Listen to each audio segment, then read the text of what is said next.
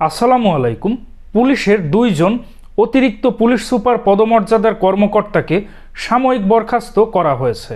তারা হলেন Sherpur in service training সেন্টারের অতিরিক্ত পুলিশ সুপার সাদেক কাউসার দস্তগীর।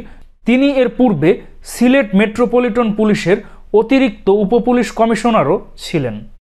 আরেকজন হলেন 16 আর্ম পুলিশ ব্যাটালিয়ন বা এপিবিএনের অতিরিক্ত পুলিশ সুপার শাহিদুল ইসলাম, যিনি এর পূর্বে সাভার সার্কেলের অতিরিক্ত পুলিশ সুপারও ছিলেন। তো পুলিশের এই দুইজন কর্মকর্তার বিরুদ্ধে আন্তর্জাতিক অপরাধ ট্রাইব্যুনালের মামলা রয়েছে এবং তাদেরকে গ্রেফতার করা হয় এবং সর্বশেষ তাদেরকে সাময়িক বরখাস্ত করা হয়েছে।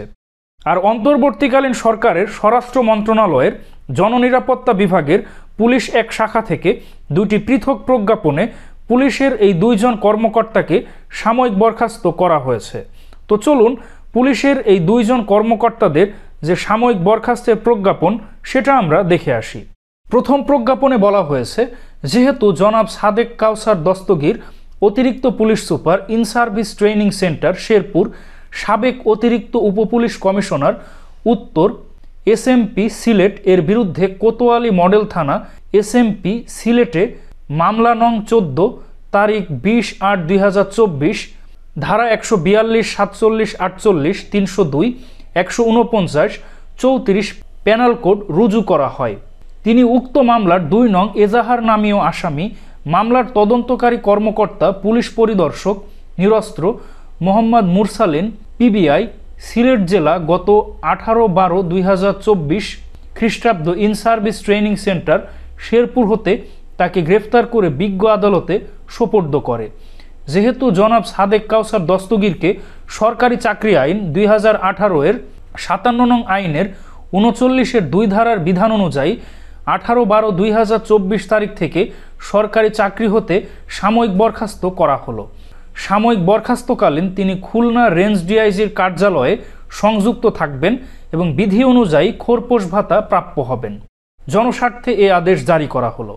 এবং পরবর্তী প্রজ্ঞাপনেও পুলিশের আরেকজন কর্মকর্তা জনাব শহীদুল ইসলাম অতিরিক্ত পুলিশ সুপার 16 এপিবিএন কক্সবাজার, যিনি সাবেক অতিরিক্ত police super Savar circle Dhaka জেলার, এর বিরুদ্ধে আন্তর্জাতিক অপরাধ ট্রাইব্যুনাল 1 হতে আইসিটি বিডি এমআইএসসি মামলা নং 04/2024 তারিখ 27 অক্টোবর 2024 খ্রিস্টাব্দ আন্তর্জাতিক অপরাধ ট্রাইব্যুনাল আইন 1973-এর 3 ধারা সংক্রান্ত গ্রেফতারি পরোয়ানা জারি করা হয়।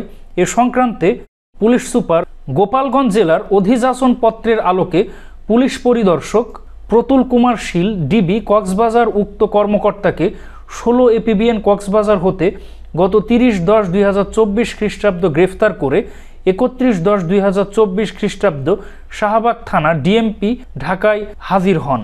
পরবর্তীতে জনাব মোহাম্মদ খোরশেদ আলম অফিসার ইনচার্জ গোপালগঞ্জ আসামিকে শাহবাগ থানা থেকে গ্রহণ করে 31/10/2024 খ্রিস্টাব্দ আন্তর্জাতিক অপরাধ ট্রাইব্যুনাল 1-এ সোপর্দ করেন। যেহেতু জনাব শহীদুল ইসলামকে সরকারি চাকরি আইন 2018 57 নং আইনের 39-এর 2 ধারার বিধান অনুযায়ী 30/10/2024 তারিখ থেকে সরকারি চাকরি হতে সাময়িক বরখাস্ত করা হলো। আর সাময়িক বরখাস্তকালীন তিনি সিলেট রেঞ্জ ডিআইজির কার্যালয়ে সংযুক্ত থাকবেন এবং বিধি অনুযায়ী খোরপোশ ভাতা প্রাপ্য হবেন। জনস্বার্থে এই আদেশ জারি করা হলো। তো দর্শক মণ্ডলী, পুলিশের এই দুইজন কর্মকর্তাকে সাময়িক বরখাস্ত করা হয়েছে যেহেতু তাদের বিরুদ্ধে আন্তর্জাতিক অপরাধ ট্রাইব্যুনালে মামলা রয়েছে। আর তাদের মামলা যদি প্রমাণিত হয় এবং তাদের যদি শাস্তির বিধান আসে, তাদেরকে পূর্ণ বরখাস্ত করা হবে। তো এই বিষয়ে আপনাদের কি অভিমত অবশ্যই কমেন্টে জানান।